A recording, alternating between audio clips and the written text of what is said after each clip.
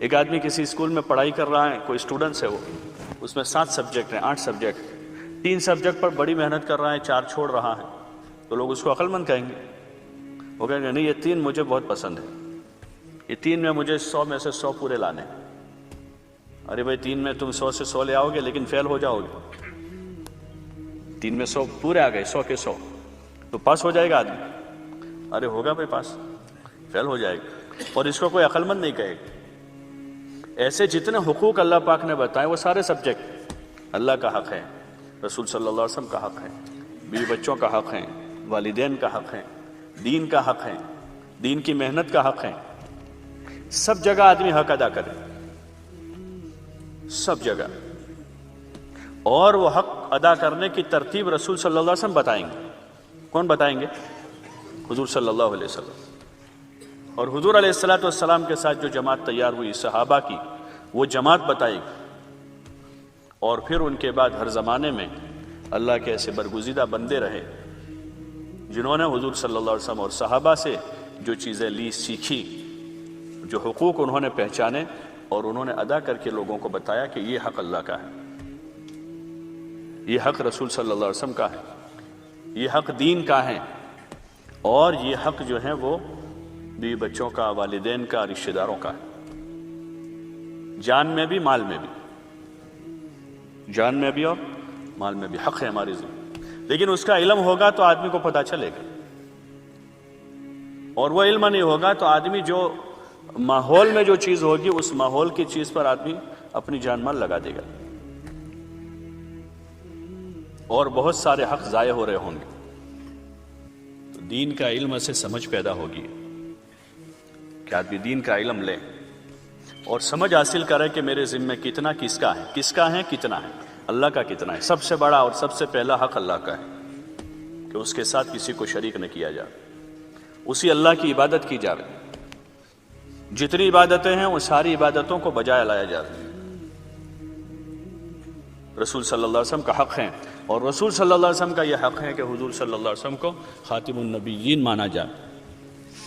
اور آپ علیہ السلام نے جو طریقہ حیات دیا ہے اس طریقہ حیات پر یقین کر کے کہ میرے لیے اور قیامت تک آنے والے انسانوں کے لیے کامیابی کا صرف اور صرف یہی ایک راستہ ہے جو حضور صلی اللہ علیہ وسلم نے بتایا ہے، عبادت میں بھی، معاملات میں بھی، معاشرت میں بھی، اخلاق میں بھی، اور زندگی کے جتنے شعبے ہیں ان شعبوں میں اگر حضور والا مبارک طریقہ داخل ہوگا تو ہی ہم ان شعبوں میں کامیاب ہوں گے، اور اگر حضور والا مبارک طریقہ داخل نہیں ہوا تو چاہے ہمیں کتنی کامیابی نظر آ رہی ہے وہ حقیقی کامیابی نہیں ہوگی، وہ ایک دھوکہ ہوگا، اور وہ دھوکہ آج نہیں تو کل کھلے گا۔ اس سارے شعبوں میں حضور والے مبارک طریقے کو داخل کیا جائے، یہ حضور والا علم سمجھائے گا کہ علم حاصل کیا ہے تو آدمی ان تمام چیزوں میں حق کی ادائیگی کے ساتھ زندگی گزارے گا اور بیلنس کے ساتھ رہے گا، اپنی مرضی سے دین پر نہیں چلے گا، یا جتنا پسند آیا اتنا نہیں کرے گا۔ یہ صفت یہود کی رہی کہ جتنا ان کو اچھا لگا وہ لے لیا انہوں نے، اور جو ان کو اچھا نہیں لگا وہ چھوڑ دیا، تو پھر ان پر لعنت آئی، ان پر لعنت آئی۔ افتؤمنون ببعض الکتاب وتکفرون ببعض، کہ بعض کتاب کو قبول کیا انہوں نے جو اچھا لگا، اور جو مرضی کے خلاف تھا، جو اچھا نہیں لگ رہا تھا، جو بھاری پڑ رہا تھا، تو وہ انہوں نے چھوڑ دیا اور ہیلے حوالے کیے، اس میں نفس کے بہانے کیے انہوں نے۔ افتؤمنون ببعض الکتاب وتکفرون ببعض، پھر اللہ پاک فرما رہے ہیں فما جزاء من يفعل ذلك منكم الا خزي في الحیاۃ الدنیا، ایسے لوگوں کا انجام یہ ہوگا کہ دنیا میں خدا ان کو ذلیل کرے گا۔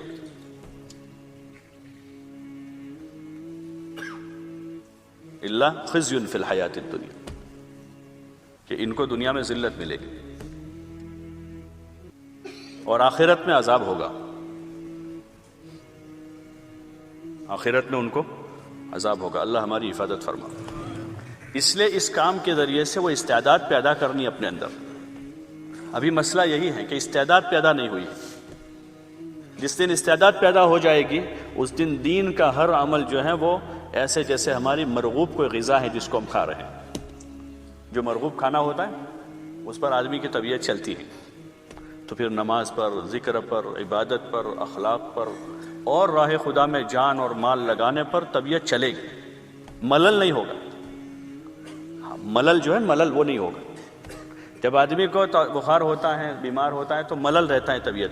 نہ کھانے کو جی چاہے، نہ پانی پینے کو جی چاہے، نہ کسی سے بات کرنے کو جی چاہتا ہے۔ یہی ہوتا ہے کہ یہ کیا کہ بیماری ہے۔ بیماری اگر اسی حالت میں رہا تو بیماری بڑھتی جائے گی، بیماری بڑھتی جائے گی، وہ مہلک ہو جائے گی۔ پھر ابھی تو خالی ملل ہے، پھر وہ بیماری بڑھ کر بڑی ہو گئی تو مہلک بن جائے گی۔ ایسے یہ کیفیت اگر پیدا ہو رہی ہے کہ نمازوں میں، عبادت میں، دعوت میں، دین کے تقاضوں میں طبیعت نہیں چل رہی ہے تو مرض ہے، یہ بیماری ہے۔ اگر اس کا علاج نہ ہوا تو پھر یہ مہلک بن جائے گی، نفاق تک پہنچائے گی، آگے جا کر کہاں پہنچا دے گی؟ نفاق تک پہنچا دے گی، اور پھر اس سے اوپر لے جائے گی، ارتداد تک پہنچا دے گی بیماری۔ ہاں، علماء نے لکھا ہے کہ ارتداد کی 3 قسمیں ہیں۔ ارتداد کی 3 قسمیں۔ سب سے پہلے ذہن مرتد ہو جاتا ہے، آدمی کا ذہن مرتد ہوتا ہے پہلے، کہ آدمی کی سوچ بدل جاتی ہے۔ اس وقت ایسے بہت سارے واقعات ملیں گے اس زمانے میں، قریب میں خصوصاً، کہ مسلمان کے گھر پیدا ہوا بچہ ہے، 20-22 سال کا، 25 سال، لیکن اس کی فکر جو ہے کسی اور رخ پر ہے، نماز میں بھی آتا ہے، روزہ بھی رکھتا ہے، عمرے پر بھی جاتا ہے، لیکن وہ اسلام پر، اللہ پر، رسول پر، دین پر اعتراض کرتا ہے۔ ہاں، یہ ذہنی ارتداد ایک قسم ہے، ابھی وہ نکل نہیں گیا ہے دائرے سے، اس کے احکام اور مسائل علماء بتائیں گے۔ ہاں، کہ ذہن جو ہے، ذہن وہ پکا نہیں ہے۔ پھر وہ منتقل ہو کر معاشرت میں آئے گا، کہ معاشرہ مرتد ہوگا، آدمی کا رہن سہن، چال ڈھال بدلے گی، جو اسلامی رہن سہن ہے آدمی پسند نہیں کرے گا، اس کو کہے گا کہ اب یہ بڑے بوڑھوں کی ساری چیزیں ہیں، وہ ہم کو نہیں اچھا لگے گا۔ شادی بیاہ میں اور خوشی غمی میں، لباس میں، طرز معاشرت میں جو حضور علیہ السلام والا طریقہ ہے وہ اچھا نہیں لگے گا، لیکن یہ نہیں کہے گا کہ حضور کا طریقہ اس لیے مجھے پسند نہیں، یہ کہے گا کہ یہ میرے والد صاحب اصل میں کچھ جانتے نہیں ہے دنیا کو، اور وہی پرانی باتیں کرتے رہتے، اس لیے میرا ان کے ساتھ سیٹ نہیں ہوگا، میں کہیں اور جا رہا ہوں۔ اور پھر ایسی جگہ رہنے جائے گا وہ کہ جہاں جو ہے وہ اسلام ہے ہی نہیں، اور وہ کہے گا کہ وہاں ایجوکیشن ہے، وہاں راستے بہت اچھے ہیں، وہاں کے لوگ بہت اچھے ہیں، وہاں کا یہ بہت اچھا ہے، وہاں کا بہت اچھا ہے۔ ہوتا ہے نا سر، جوان لڑکوں کی وہ ذہن بنتا ہے، لڑکیوں کا یہ ذہن ہو جاتا ہے۔ اس لیے گھر میں تعلیم کا کہتے ہیں کہ تعلیم کر کے ان کا ذہن جو ہے وہ دینی بنائے رکھیں، ورنہ بہت سارے ایسے اسباب ہیں جو ان کو اپنے دین پر ثابت قدم نہیں رہنے دیں گے،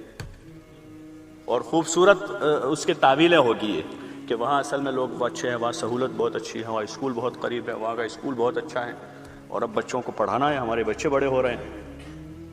اور وہاں فیسلٹی بہت ہے۔